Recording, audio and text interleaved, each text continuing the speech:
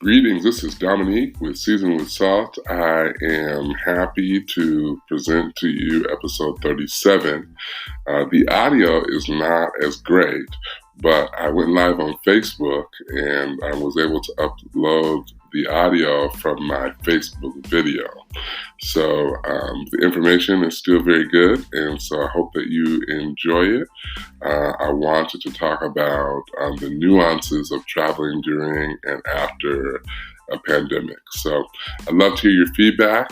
If you find the information to be helpful, please do not hesitate to share with others. And again, certainly apologize for the audio quality, but I pray that the information that is provided is very useful to you and outshines the quality.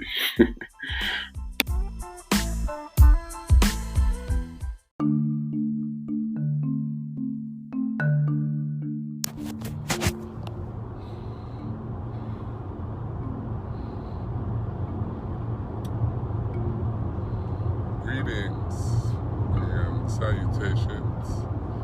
I wanted to come on. Actually, I got this really good podcast episode idea, but I thought, when will I record a new podcast? And so I said, I'm going to make it down. I wanted to talk very briefly about traveling during a pandemic. I know that some people believe that the pandemic has ended and that we are moving full stream ahead. We are not. The pandemic, I was watching one of the politicians on CNN said the following. He said, "You might have left coronavirus alone, but coronavirus hasn't let you alone." I thought, so true. But a couple of people have hit me up about traveling during the pandemic and what that is like and how you should be thinking about your travel. And I thought, you know what, I should say something about that. This is not going to be in order because I didn't have time to organize it very well, but I will be making a podcast episode out of this. So, a couple lessons that I have learned. Not every place that you go is at the same stage with regard to response to coronavirus. And so if you, the first thing that you want to do as you are planning, even if you're just driving somewhere, the first thing that you want to do as you are planning to go wherever you're going is to see what stage in the reopening phase they are in, because that means a lot with regard to your survival. Early in the pandemic, or what have you, the coronavirus response, I went 2 weekends in a row from Sacramento to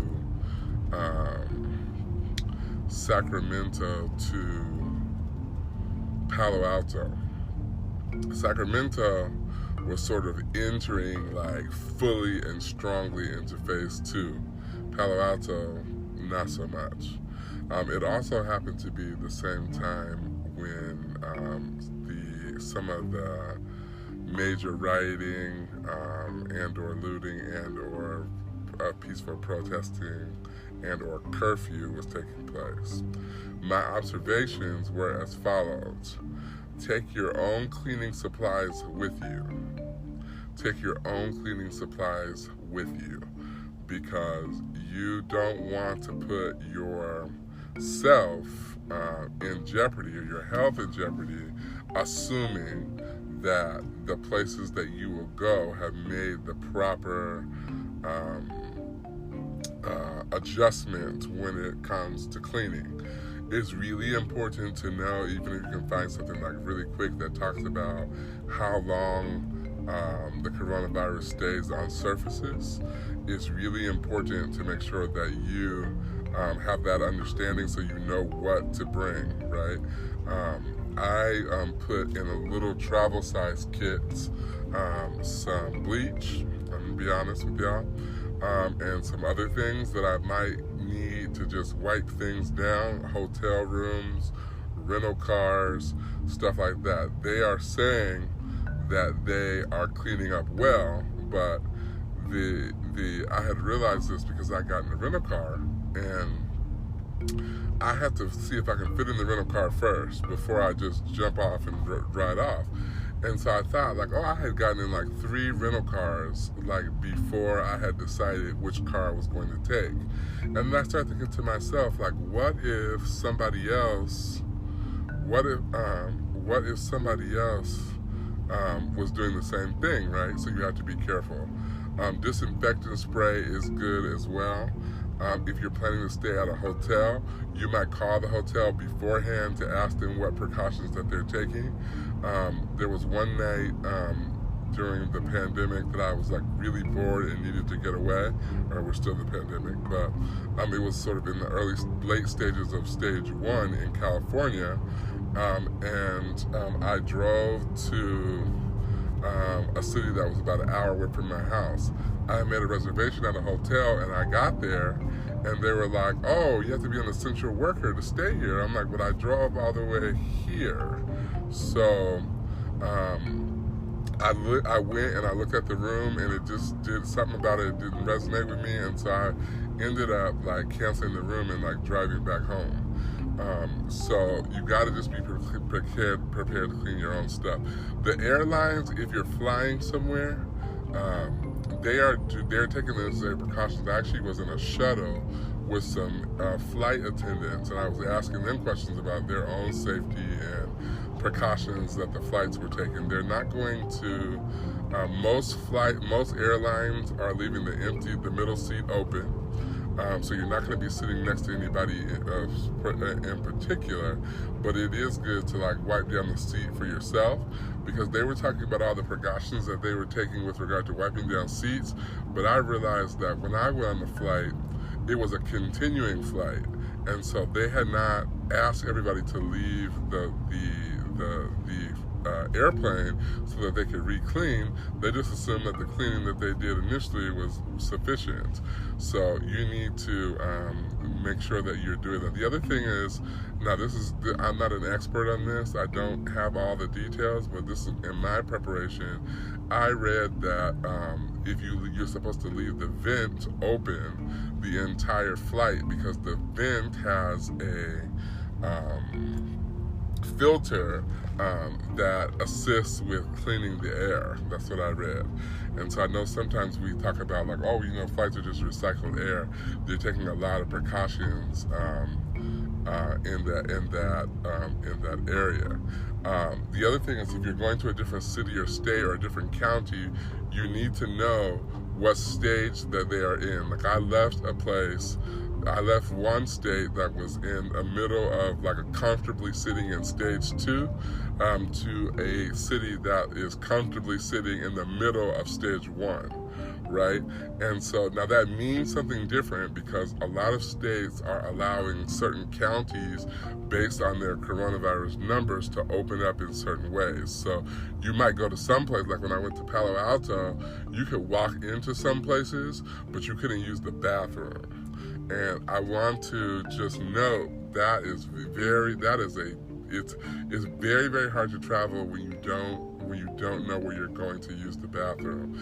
The restaurants will be open, but the bathrooms will not be.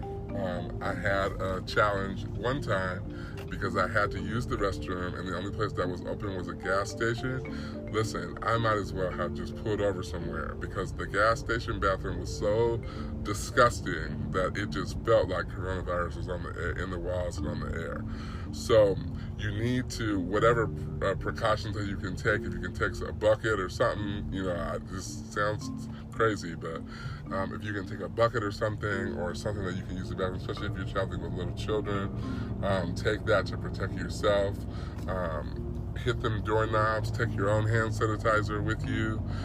Make sure that you're reading the labels around hand sanitizer, because not all hand sanitizer is created equally. Don't go by the rules that other people are setting. Do set rules and standards for yourself with regard to your own health and safety, because other people are driven by, money and making money and stuff like that, and so they might be willing to make money at your expense, and you have to be careful of that. Case in point, you have Donald Trump going to trying to have this huge rally. Donald Trump's intention around making you feel like this country is safe and should reopen has everything to do with him becoming reelected. Right? And so I think that's important to know, because he understands that he cannot galvanize his base without having these large rallies, and so he needs you to believe that everything is safe and everything is okay and all you got to do is just go and live life. No, you have to be careful. You have to understand the intention of folks that are going around telling you what you can and can't do. Because if you are not careful, you'll be following somebody else's guidelines and end up with coronavirus.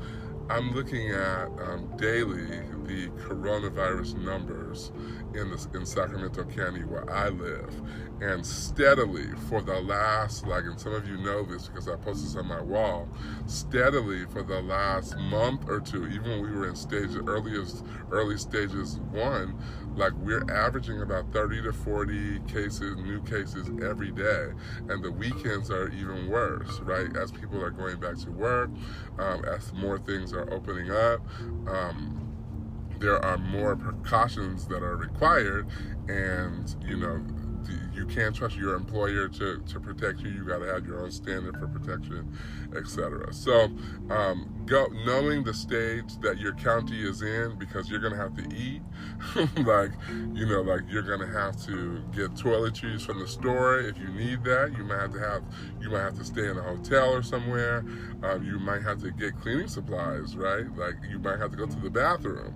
There are a lot of different things that you're going to have to do as you are traveling, and you want to ensure that you have everything that you need to protect yourself.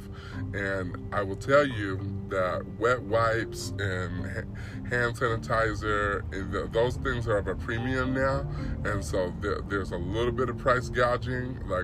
We know that. We know we could get some of this stuff for cheaper, but it's really worth it, right?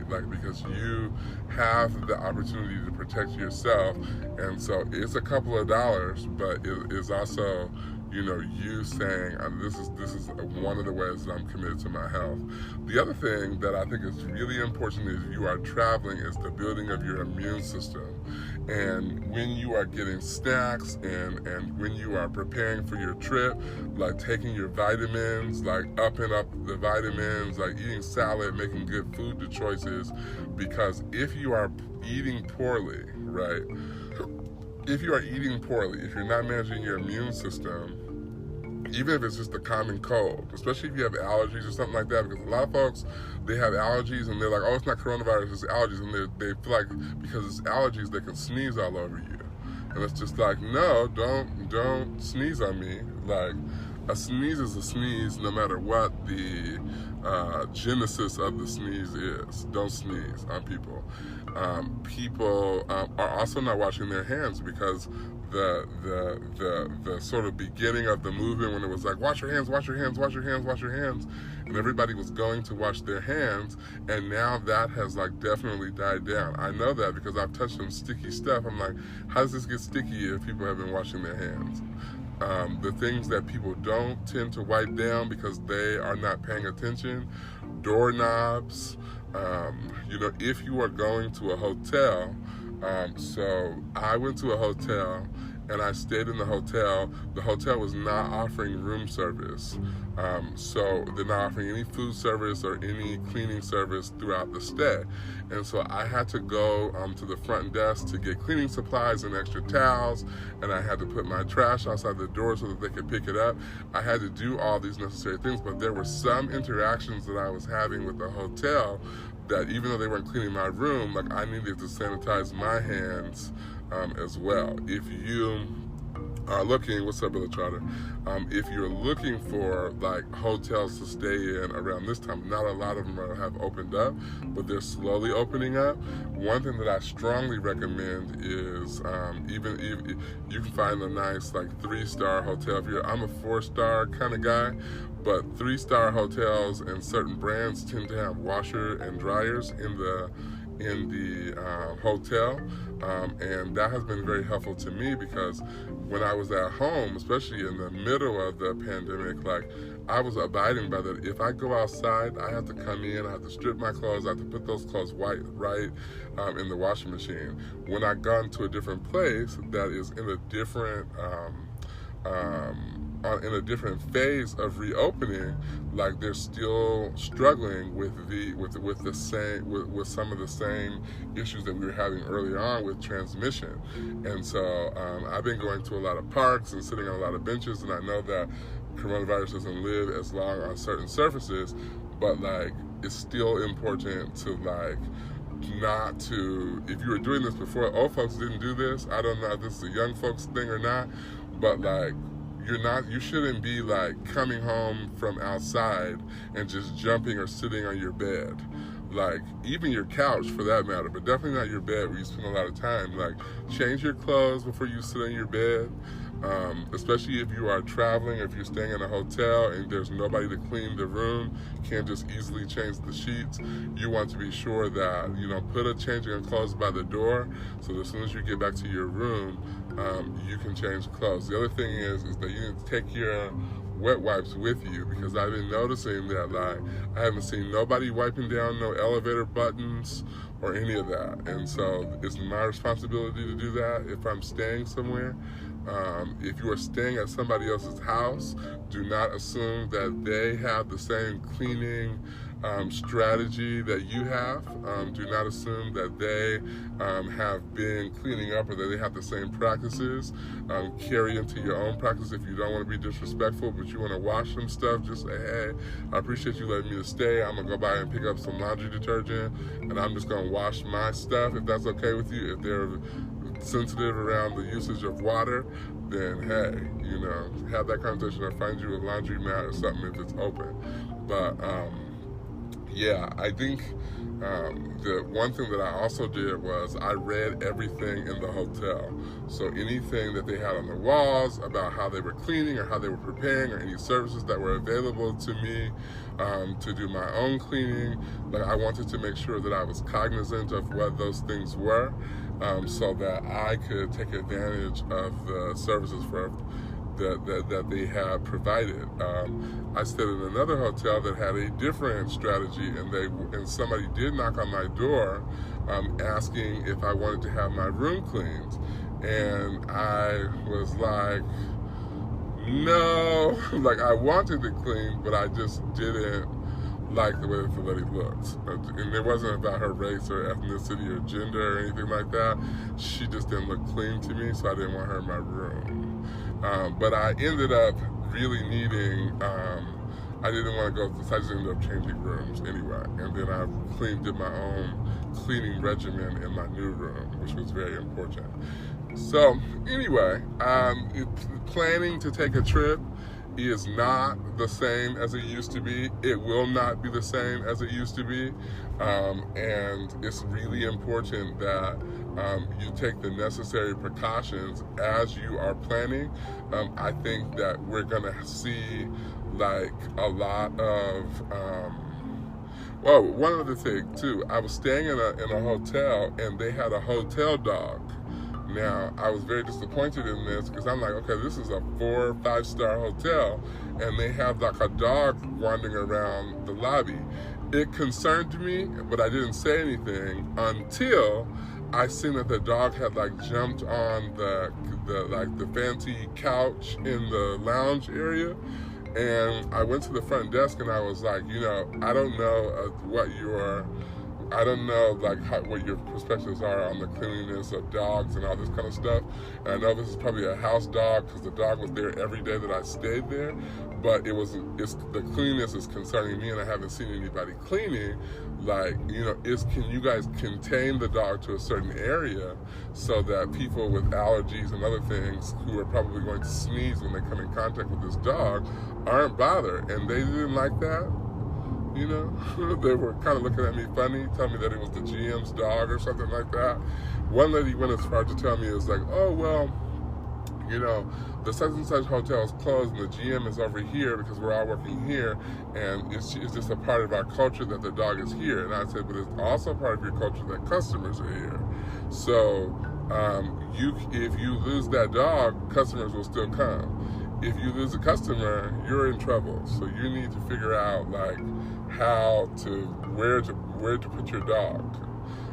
So anyway, for me, and it might be my bias, and it might just be I have overread around cleanliness and dogs, especially in the pandemic, but I carry this bias in my head that dogs were not clean. And the way that the dog didn't look dirty, but I just had some concerns about the dog being on all the couches in the hotel lobby, like especially the way that this hotel was set up. During the pandemic, attempted to stay in an Airbnb. I got to the Airbnb. I had some unpleasant interactions that I won't spend the time talking about on this podcast or this live today. But I noticed that I was not as comfortable with my perspective on whether the Airbnb was clean, based on the comfort that I felt in the hotel. And there was the person that was renting through Airbnb, they had no additional information about how they cleaned differently or anything. And so, stains on the wall or a soiled couch or something like that just means a little bit differently, when you're in the middle of a pandemic. And so, I actually canceled for that reason and some other reasons, because I felt like, this is a season of cleanliness and I don't want to be uncomfortable. So that, I think if you're traveling and you're staying in an Airbnb, it's really important to check the profile of the space that you're going to rent. Don't be afraid to send the host a message saying, hey, how are you cleaning? Especially if you have somebody checking out at 11 and I'm checking in at 3. How are you cleaning? How thoroughly are you cleaning? Who is doing the cleaning? Is it a professional service? Is it you? Ask those questions, because that matters. It's the hotels, many of them, when I went to Palo Alto, I stayed at a Sheraton. And I'll tell you that the strategy that they had was, first of all, you couldn't go in without a mask, which I respected, and then they gave you a mask if you did not have one. I'm telling you what they explained to me, because this is not what's happening at an Airbnb. When you, if they rent a room, then they would not clean that room for one whole day after the person left. So let's say I went in on the 15th and I checked out on the 16th. They would not go into that room until at least 24 hours after I checked out to clean the room. Then the room would not be available for them to put a new person in for another 24 hours. So when I checked into the Sheraton in Palo Alto, I could tell that nobody had been in the room, and that it had been clean, because it smelled because some hotel rooms smell like hotel rooms. I need my hotel room in this season to smell like cleaning, right? I could tell that somebody had cleaned and that they were not using the normal stuff that they always use. However, I still did my own cleaning. I did not assume that the hotel, just because they hadn't been in there for 24 hours, they had cleaned. But then the fact that this Sheraton, which is a Marriott property, has such clear and concise communication around how they did rooms, when I thought about staying in an Airbnb and I realized that I was trying to figure out, okay, how could they have cleaned this room that quick? And it looks like they did a real quick job. And I'm not as much concerned about surfaces. I'm concerned about stuff that you cannot clean as a person staying in a room. Like, I can't mop the floor. I don't know where the mop is. And I shouldn't have to do that, but then I have to be concerned about who's touching the mop. And so there are a lot of different things. I don't know if I would stay in another Airbnb without there being adequate information about how the unit was cleaned, when it was cleaned, who cleaned it, and when the last time a person was in the unit. Those are important to me, and you have to use the tool in the Airbnb system to contact the host before you book, because the hosts are likely trying to make money because they haven't made money during the pandemic. They don't have to care about your safety and your cleanliness, and for the most part, the hosts probably haven't even been to the location because there's no reason to go, because they have a cleaner that goes for them. So the one Airbnb that I did stay at, they did have like a cleaning checklist, but it was like wipe down the counters, wipe down the door. It was like a very like surface level, like, here's what we clean. I want to know you sprayed the air or something. So anyway, the other thing is that sometimes if they have cleaning supplies, because you do need to have some, like in the Airbnb, like sometimes they do put that in the description of the unit that they have cleaning supplies and stuff that you can use. Because the worst thing is that you're staying somewhere for a long period of time, and then you get there and then you realize that you need to clean up some stuff to be more comfortable, and then you got to go to the store or something like that. So those are just the things that I think are important as a person that has bit the bullet and taken some risk in traveling during the pandemic for essential purposes. I want to encourage you all, if you're watching, to share this with other people, and have a blessed and safe day. And I believe that this admonition around travel is going to be useful and helpful, not just for like the next 30 days, but I think for the rest of the year, as people are trying to establish like travel and trying to think about like what they'll do. Me in particular, I looked at my Southwest and I have like $2,000 worth of travel credits. And so I was like, wow, this is crazy. Yeah. So anyway, I appreciate travel dollars. I appreciate you all, and have a blessed and wonderful and safe day and weekend, because it's almost the weekend. And yeah.